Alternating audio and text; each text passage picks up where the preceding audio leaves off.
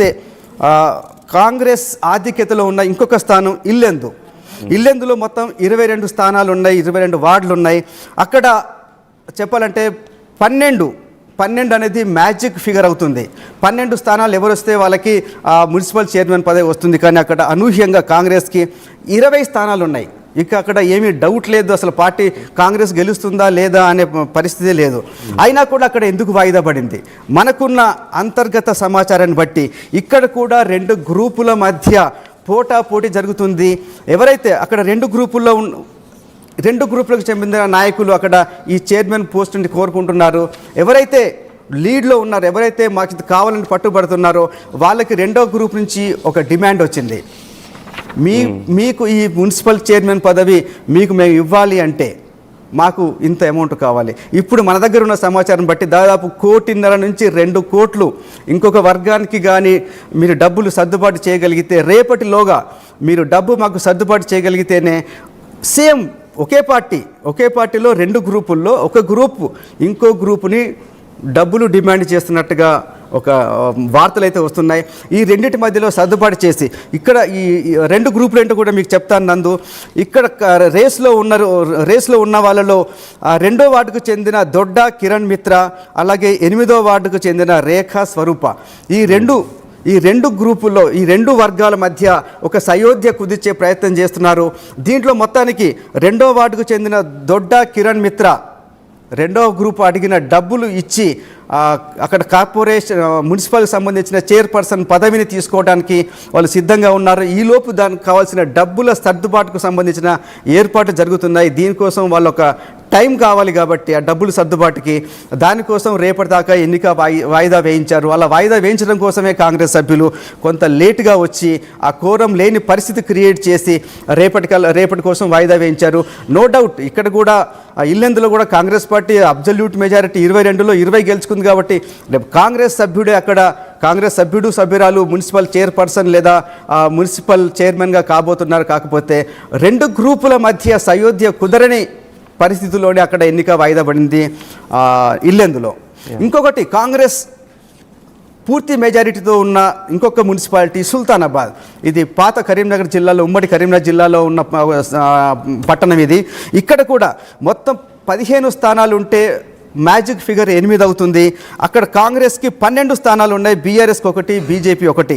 కాబట్టి ఇక్కడ కూడా ఏమీ డౌట్ లేదు, మొత్తం 15 స్థానాల్లో 12 స్థానాలు కాంగ్రెస్కే ఉన్నాయి. కాబట్టి కాంగ్రెస్ పక్షాన్నే మున్సిపల్ చైర్మన్ పోస్టు వెళ్తుంది. కానీ మరి అయినా ఎందుకు వెళ్ళలేదు? అయినా అలాంటి పరిస్థితుల్లో కూడా ఈరోజు ఎందుకు ఎన్నిక వాయిదా వేయవలసి వచ్చిందన్నప్పుడు అక్కడ ఆధిపత్య పోరు.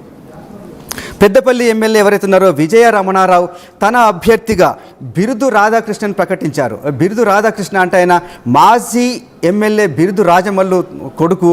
ఈ బిరుదు రాజమల్లుకి విజయ రమణారావుతో చాలా సన్నిహిత సంబంధాలు ఉన్నాయి. కాబట్టి బిరుదు రాజమల్లు కొడుకు అయిన బిరుదు రాధాకృష్ణని ఈయన ఒక మున్సిపల్ చైర్మన్ అభ్యర్థిగా ఎమ్మెల్యే ప్రకటించారు. కానీ అక్కడే సుల్తానాబాద్కు చెందిన అంతటి పుష్పలత, గాజుల రాయమల్లు వీళ్ళు కూడా లేదు, మాకు కావాలి మున్సిపల్ చైర్మన్ పదవి, మీ ఇష్ట ప్రకారం మీరు ఇవ్వడానికి వీల్లేదు అని వీళ్ళు మొండికేసి చాలా గట్టిగా లేదంటే మా దారి మేము చూసుకోవాల్సి వస్తుంది అని గట్టిగా బెదిరించడంతో ఇక్కడ కూడా ఎన్నిక వాయిదా పడింది. ఎందుకంటే అప్పటికప్పుడు వితిన్ కొన్ని నిమిషాల్లో ఈ పరిస్థితిని సర్దుబాటు చేసే అవకాశం కనిపించలేదు. కాబట్టి ఇక్కడే కాంగ్రెస్ పార్టీ కావాలనే ఎన్నికను వాయిదా వేయించి ఈ 3 గ్రూపుల మధ్య లేదంటే ఈ 3 నాయకుల మధ్య ఒక సయోధ్య కుదిర్చే ప్రయత్నంలో భాగంగానే ఈ సుల్తానాబాద్ ఎన్నికను వాయిదా వేసింది. నో డౌట్ ఈ 3 మధ్య ఒక సయోధ్య కుదిరితే రేపే అక్కడ కాంగ్రెస్కు చెందిన ఒక నాయకుడు మున్సిపల్ చైర్మన్గా రేపు ప్రమాణ స్వీకారం చేయబోతున్నారు. అయితే వీళ్ళకి ఇంకొక అవకాశం ఉంది. ఒకసారి కాదు, 2 సార్లు కాదు, 3 సార్లు ఎన్నికకు అవకాశం కల్పిస్తారు. ఒకసారి ఎన్నిక జరగలేదు, ఈరోజు వాయిదా పడింది.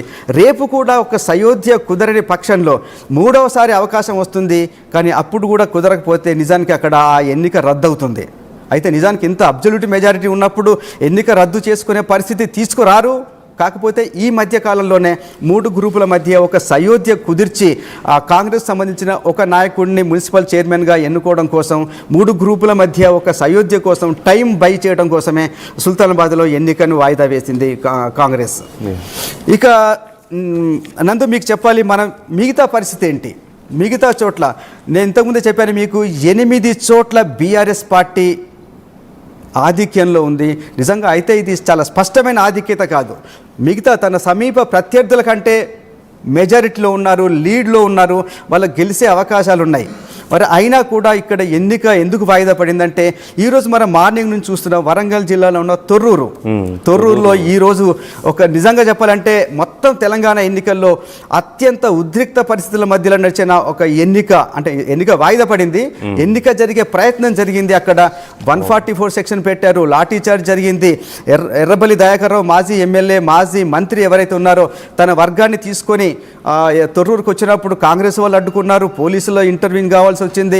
చాలా ఉద్రిక్త పరిస్థితుల మధ్య తొర్రూరు ఎన్నిక వాయిదా పడింది. ఒక్కసారి తొర్రూరు గురించి చూద్దాం.